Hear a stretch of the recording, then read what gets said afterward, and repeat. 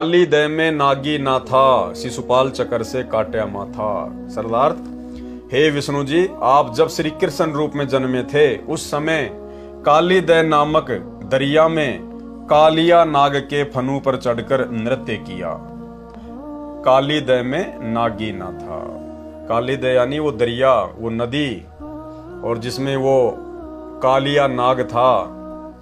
आपने उसके फणों के ऊपर चढ़कर उसके नाक में क्या डाला? नाथ डाला आपने। काली दय में नागी ना था। कालिया नाग के फणों पर चढ़कर नृत्य किया। फिर उस नाग की नाक में डोरी डाली, जैसे बैल की नाक में रस्सा डालते हैं, और शिशुपाल अनाड़ी का मस्तक सुदर्शन चक्र से काटकर मौत के घाट उतारा। शिशुपाल चक्र से काट्या माथा। वाणी, काल यवन मथुरा पर धाये, 18 कोटि कटक चढ़ आए, मुचकंद पर पीतांबर डारा, काल यवन जहां बेगी सिंगारा। यानी ये कथा गुरुदेव ने हमें बहुत अच्छे से बता रखी है कि मथुरा का जो राजा था कंस, उसकी मृत्यु के बाद में जो अग्रसेन था, कंस का पिता, उसने अपने ध्योते श्री कृष्ण जी को मथुरा का राजा नियुक्त कर दिया। श्री कृष्ण जी की उस समय छोटी उम्र थी, और जब कंस की मृत्यु का समाचार उसके ससुर को पता चला, काल यवन को, तो वो बदला लेने के लिए 18 करोड़ सेना लेकर मथुरा पर आ गया। तो उस समय श्री कृष्ण जी ने जो है अपनी सेना को थोड़ी जानकर कि भाई मेरी सेना तो इतनी है नहीं और काल्यावन के तो 18 करोड़ सेना है, तो उसने मुचकंद से काल्यावन का वध करवाया। कैसे? काल यवन मथुरा पर धाये, 18 कोटि कटक चढ़ आए, मुचकंद पर पीतांबर डारा, काल यवन जहां बेगी सिंगारा। सरलार्थ, कहते हैं कि कंस की मृत्यु जब श्री कृष्ण ने कर दी तो उसका ससुर काल यवन बदला लेने की भावना से श्री कृष्ण को मारने के लिए 18 करोड़ सेना लेकर मथुरा की ओर शीघ्रता से दौड़ा तथा चढ़ाई कर दी। चढ़ाई करना मतलब हमला करना। उस समय राजा अग्रसेन, कंस का पिता, उसने अपने दोते देवकी के पुत्र श्री कृष्ण को मथुरा का राजा नियुक्त कर दिया था। मथुरा में सेना कम थी, जिस कारण से श्री कृष्ण जी ने सेना को युद्ध करने के लिए तैयार किया, मैदान में खड़ा कर दिया। दूसरी ओर काल यवन की सेना खड़ी हो गई। कुछ दिन पहले नारद मुनि जी ने श्री कृष्ण जी को बताया था कि थोड़ी दूर पर एक गुफा है, एक मुचकंद नाम का राजा जो सो रहा है, वह 6 महीने सोता है और 6 महीने जागता है।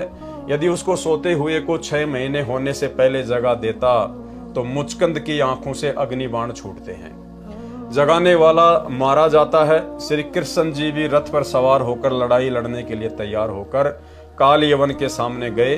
श्री कृष्ण जी ने देखा कि काल यवन की सेना हमारी सेना से कई गुना अधिक है, तो लड़ाई से विजय संभव न जानकर नारद जी की बात याद आई और काल यवन को मुचकंद से मरवाने की योजना बनाई। काल यवन को युद्ध के लिए ललकारा, सेना लड़ने लगी।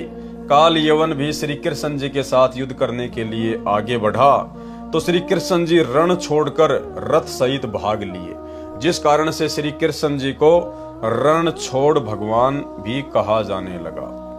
श्री कृष्ण जी ने रथ को गुफा के सामने छोड़ा, स्वयं गुफा में प्रवेश कर गए। काल यवन सब देख रहा था, वह भी पीछे पीछे गुफा में गया।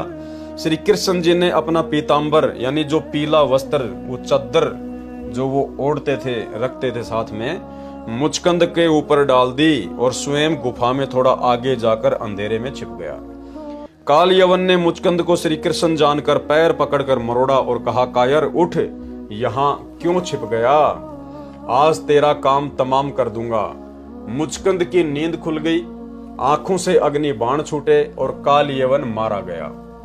श्री कृष्ण जी ने काल यवन के शव को घसीटकर दोनों सेनाओं के बीच में डाल दिया। जब काल यवन की सेना को पता चला कि उनका राजा मारा गया तो अपनी हार मान ली, हथियार डाल दिए, राजा का शव लेकर चले गए, परंतु चेतावनी दे गए कि दूसरा राजा नियुक्त होने के पश्चात फिर लड़ाई करने आएंगे। श्री कृष्ण जी ने सोचा कि यहाँ रहना उचित नहीं है, इसलिए मथुरा वृंदावन को त्याग कर, यानी जिस मथुरा वृंदावन में आज दुनिया भर के ये ज्ञानहीन साधु संत महात्मा शास्त्र विरुद्ध साधना के ऊपर दुनिया को आरूढ़ करके बैठे हैं, उस मथुरा वृंदावन को तो दुखी होकर श्री कृष्ण जी ने द्वापर में ही त्याग दिया था, छोड़ दिया था। और आज वहां पर श्री कृष्ण जी की प्राप्ति के लिए दुनिया उन नकली और पाखंडी आडंबरकारी ज्ञानहीन साधु संत महात्माओं के दर्शन करके वो लाभ प्राप्त करना चाहती है, लाख जन्म में भी नहीं मिलेगा। इसलिए मथुरा वृंदावन को त्याग कर वहां से 1600 किलोमीटर दूर गुजरात प्रांत में समुद्र के अंदर एक लंबा चौड़ा टापू था, जिसके 3 ओर समुद्र था, केवल एक ही द्वार खाली था। उसका एक द्वार होने के कारण उस टापू का नाम द्वारिका अर्थात द्वारिका यानी एक ही द्वार, एक द्वार वाली नगरी पड़ा। श्री कृष्ण जी ने सब सेना को उस द्वार पर रख लिया और मथुरा की सब जनता को लाकर उस एक रास्ते वाले टापू द्वारिका में बस गए। यह टापू लगभग 100 मील लंबा तथा 12 मील चौड़ा था। अब भाई और बहनों, जिस समय द्वापर युग में श्री कृष्ण जी ने अपनी समस्त सेना और मथुरा और वृंदावन वासियों को द्वारिका में बसाया, उस समय गुरुदेव भगवान उसकी लंबाई चौड़ाई बता रहे हैं। उस टापू की क्या लंबाई चौड़ाई थी? यह टापू लगभग 100 मील लंबा तथा 12 मील चौड़ा था। अब ये कहां लिखा हुआ भाई? कौन से शास्त्र में इसका प्रमाण है कि उस समय उसकी लंबाई और चौड़ाई इतनी थी? लेकिन ये कबीर परमात्मा सतगुरु रामपाल जी सब कुछ करने धरने वाले, इनसे 1 इंच भी अछूता नहीं है पूरी सृष्टि में। परमेश्वर सबकी जानने वाले हैं, सबकी खैर खबर रखते हैं, सारी घटनाएं इनकी आंखों के सामने होती हैं। इसलिए सतगुरु रामपाल जी परमेश्वर जी ये विशेष गूढ़ बात बता रहे हैं। यानी आप और भगत भाई बहनों को ये बातें पढ़कर हमें विश्वास हो जाना चाहिए कि हमारे गुरुदेव जी कौन हैं, कबीर परमात्मा हैं जो हकीकत बता रहे हैं। बाकी आप किसी भी साधु संत महात्मा से जो श्री कृष्ण जी के बड़े से बड़े भगत हैं, आप द्वारकाधीश मंदिर में जाकर, एस्कॉन में जाकर, आप वृंदावन में जाकर किसी से भी पूछ लीजिए कि उस समय उस टापू की लंबाई चौड़ाई क्या थी, कोई नहीं बता पाएगा आपको। तो हमें विश्वास हो जाना चाहिए। ये इस प्रकार के पॉइंट परमात्मा जानबूझकर लिखते हैं ताकि हम भक्तों को विश्वास हो कि हमारे गुरुदेव कौन हैं। यह टापू लगभग 100 मील लंबा तथा 12 मील चौड़ा था, परंतु आगे वाला हिस्सा केवल 4 मील चौड़ा तथा 6 मील लंबा था। परंतु आगे वाला हिस्सा कितना चौड़ा कितना लंबा था वो भी बता दिया गुरुदेव भगवान ने, वो भी बता दिया परमात्मा ने। इसके साथ साथ बाहर का क्षेत्र भी श्री कृष्ण जी के अधीन था। द्वारिका में नगर बनाकर रहने लगे। अंत में द्वारिका में 56 करोड़ यादव हो गए थे। लगभग 1 अरब की जनसंख्या थी श्री कृष्ण जी के वंशज यादवों की हो गई थी। पुरुष 56 करोड़ थे, स्त्रियां भी लगभग बराबर थी। अब भाई और बहनों देखो, ये तमाम रहस्यमयी बातें हैं, जो बातें केवल परमात्मा ही आकर बताते हैं, दूसरा कोई नहीं बता सकता। बाकी यहाँ पर जितने भी लोग जो इतिहासकार हैं, भूगोल के जानकार हैं, ये साधु संत महात्मा हैं, यूट्यूब पर दुनिया भर के आचार्य और शंकराचार्य आए दिन पैदा होते रहते हैं। ये सब लोग हुआ बाई बकते हैं, पढ़ी पढ़ाई बातें बोलते हैं। इनको अपना कोई अनुभव नहीं होता, कोई ज्ञान नहीं होता इनको। दास यूट्यूब पर देख रहा था, एक महिला किसी का इंटरव्यू ले रही थी और वो व्यक्ति बहुत ही जाना माना कोई आध्यात्मिक चीजों का जानकार था। तो उसने सवाल किया कि साहब, ऑडियंस का एक सवाल है कि द्वापर युग में गांधारी के श्राप से श्री कृष्ण सहित उनके 56 करोड़ जो रिश्तेदार थे, बेटा बेटी थे, सब मर गए थे, सबका खात्मा हो गया था। यानी यादव कुल का नाश हो गया था गांधारी के श्राप के कारण। और गांधारी के श्राप के चलते दुर्वासा ऋषि ने 56 करोड़ यादवों के सत्यानाश का श्राप दिया। क्योंकि गांधारी ने तो केवल यह श्राप दिया था कि जिस प्रकार से कृष्ण तूने हमारे साथ में छलबल करके, अब छलबल तो वो काल कर रहा था श्री कृष्ण रूप में, कि जिस प्रकार तूने महाभारत के युद्ध में छलबल करके मेरे पूरे खानदान का सत्यानाश कर दिया, मेरे 100 पुत्रों को मरवा दिया, मैं श्राप देती हूं कि इसी प्रकार से तेरे भी पूरे कुल का खानदान का सत्यानाश हो जाए। तो गांधारी के श्राप के कारण दुर्वासा ऋषि ने फिर जो हरकत द्वारिका के लड़कों ने और दुर्वासा ऋषि के साथ में की थी, जो मजाक किया था उसके साथ में, एक गर्भवती औरत बन के गए कि महाराज बहुत दिनों के बाद में इनको संतान उत्पत्ति की आस है और ये बड़े आतुर हो रहे हैं कि पेट में लड़का है या लड़की है। तो दुर्वासा ने अपनी आध्यात्मिक दृष्टि से देखा कि ये तो मजाक कर रहे हैं नालायक, ये तो कपड़े वपड़े लपेट के लड़के को लड़की बना के लाए।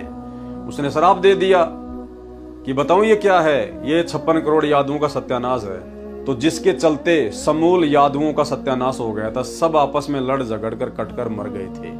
अंत में श्री कृष्ण जी को भी बालिया नाम के शिकारी ने जहर बुझा हुआ तीर मारा, वो भी तड़प तड़प कर मर गया।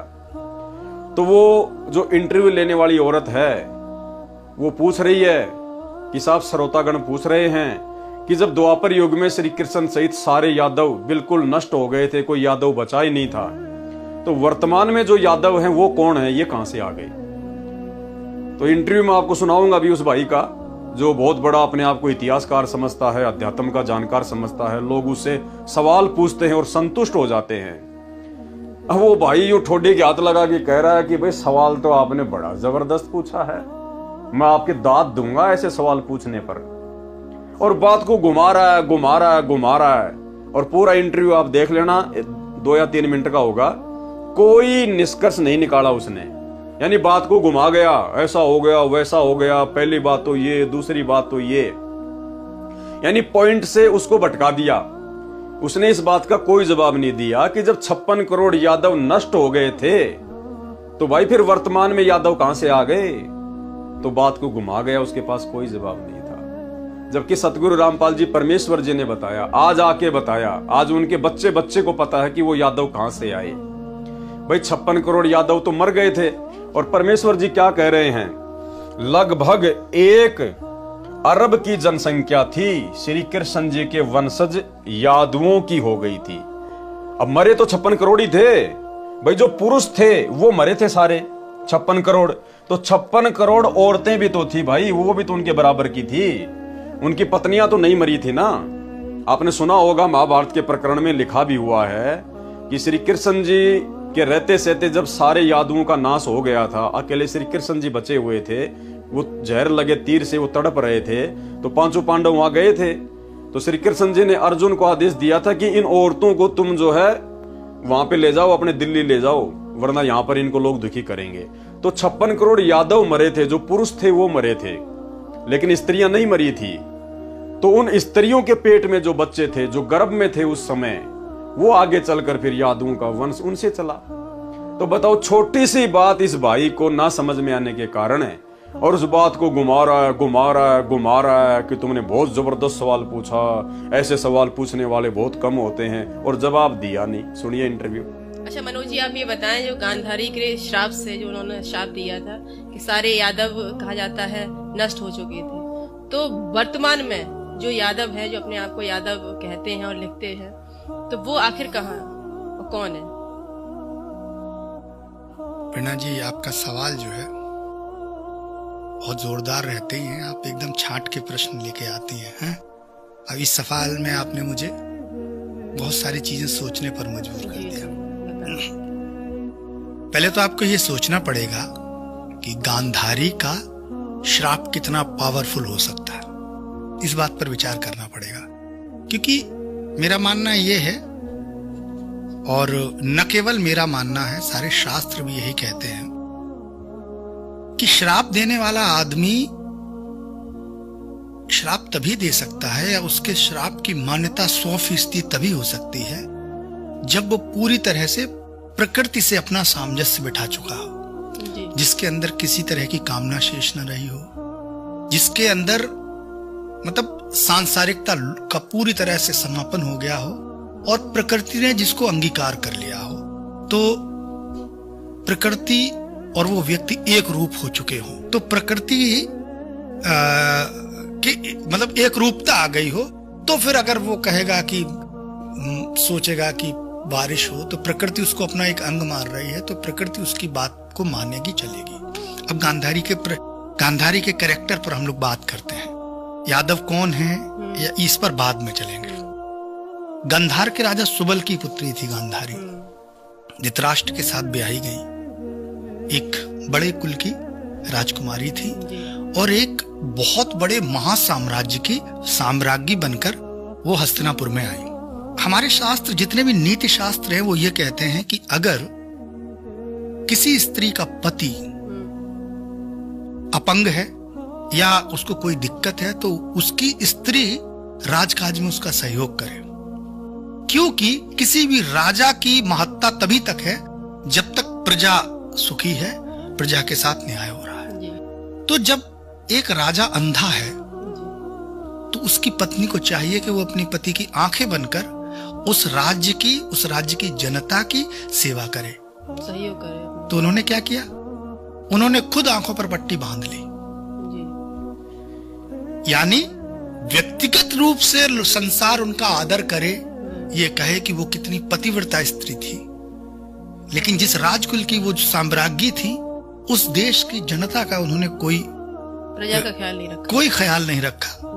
तो भाइयों और बहनों, आज आप और हमारे ऊपर सतगुरु रामपाल जी परमेश्वर जी की विशेष मेहर, विशेष दया, जिन्होंने इस 9 मण सूत की तरह उलझे हुए आध्यात्मिक ज्ञान को चुटकियों में सुलझा दिया।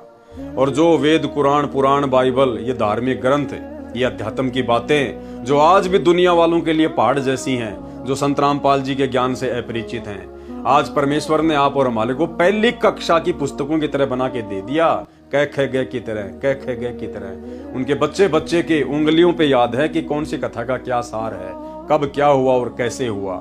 जिन चीजों को लेकर ये बड़े बड़े धार्मिक गुरु, शंकराचार्य, आचार्य ये उलझन में पड़ जाते हैं। तो यहाँ बताया गुरुदेव ने, लगभग 1 अरब की जनसंख्या थी। श्री कृष्ण जी के वंशज यादवों की हो गई थी। पुरुष 56 करोड़ थे, स्त्रियां भी लगभग बराबर की थी। वाणी परशुराम 52 अवतारा, कोई न जाने भेद तुम्हारा। श्री विष्णु जी की महिमा चल रही है इन वाणियों में। तो कहा जा रहा है कि आपकी महिमा को कोई नहीं जान सकता, क्योंकि आप ही ने श्री परशुराम जी के रूप में अवतार धारण किया था। पूरी पृथ्वी के क्षत्रियों को फरसे से काट काट के क्षत्रिय विहीन कर दिया था। और राजा बलि के पास में उसकी 100वीं यज्ञ को खंडित करने के लिए इंद्रदेव की विशेष प्रार्थना पर आप ही 52 रूप धारण करके गए थे।